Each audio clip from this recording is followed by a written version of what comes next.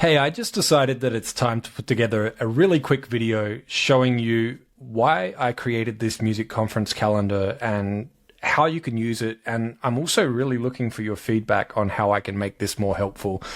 To give you a little context, when looking at my own calendar, I was missing a lot of music conferences. I wasn't sure when I should block time out for, and I just found that there are a lot of missed connections and missed opportunities.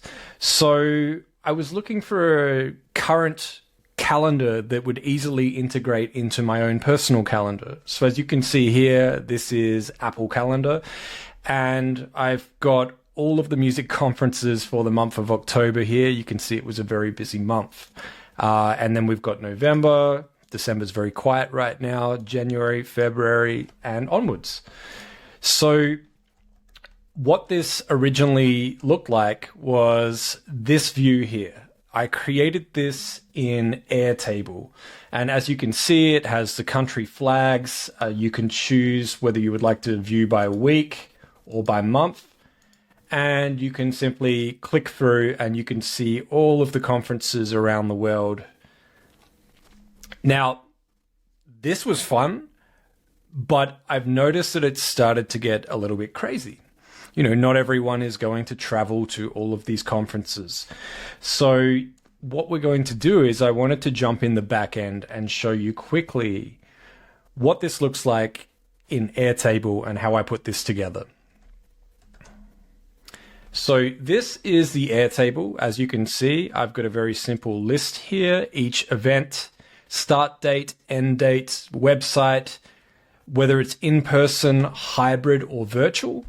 I've got the country, and for the US and Australia so far, I've also been able to break this down by state. Now, what this means is that I can potentially create different variations of the calendar depending on what you're looking for. So as an example here, if you are only interested in music conferences in the US, you can simply subscribe to just that calendar. And when I say subscribe, it's a public link that you add to your calendar app.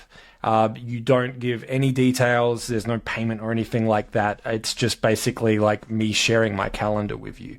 But as you can see, with this view, it only shows US events. And the purpose of this is so that it doesn't get saturated. Now, we can go one step further. If we go back to that previous view here, you'll see that we have states, we have country flags, we also have region. So, for example, we could say, give me a calendar that only shows all music conferences in Europe and North America, and only show me conferences that are in person. I'm not looking for conferences that are virtual, and that can really customize this and make it a lot more manageable. So I built this for myself, but I'm happy to create these additional options to help you out as well. I don't attend all of these conferences, of course, but I like to let people know what is happening because a lot of great connections are made at these conferences. So we're going to jump back really quick to the original post on LinkedIn. So when I first posted and shared this, I've kept that as an article. Now, if you're looking to get access to the calendar, you can just go to my LinkedIn profile here, scroll down to featured and click on this article link here. That will take you directly to the article where I have all of the details on how you can just view the public view, which we looked at earlier, which shows all of the conferences, how you can add the calendar to your own personal calendar, whether it is Google Calendar, Outlook, or Apple Calendar. And there's simple instructions and a little GIF that shows you how to do that. And I also included how I made this. I made this in Airtable. I have an Airtable account. So, it's pretty easy to put together and very easy to maintain. And, I made it because I hope it can help other people, including myself. to stay organized and not miss any potential opportunities to attend a conference.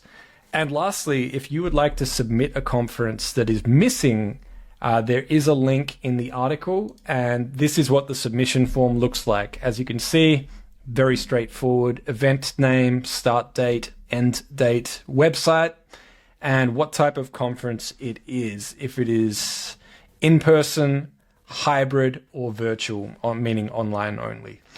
And then you submit, and then of course it will be verified before it will go into the calendar for everyone, so that we make sure there's no double ups or any information that isn't correct. But that's it. I've had fun making this in my spare time on the weekends, and if you find it helpful, feel free to share it with anyone. And if someone's made something better, let me know. I only made this because there isn't one that exists, and I've found it really useful, and I hope you will too. Anyway, that's it. Enjoy, and feedback is always welcome. Thank you.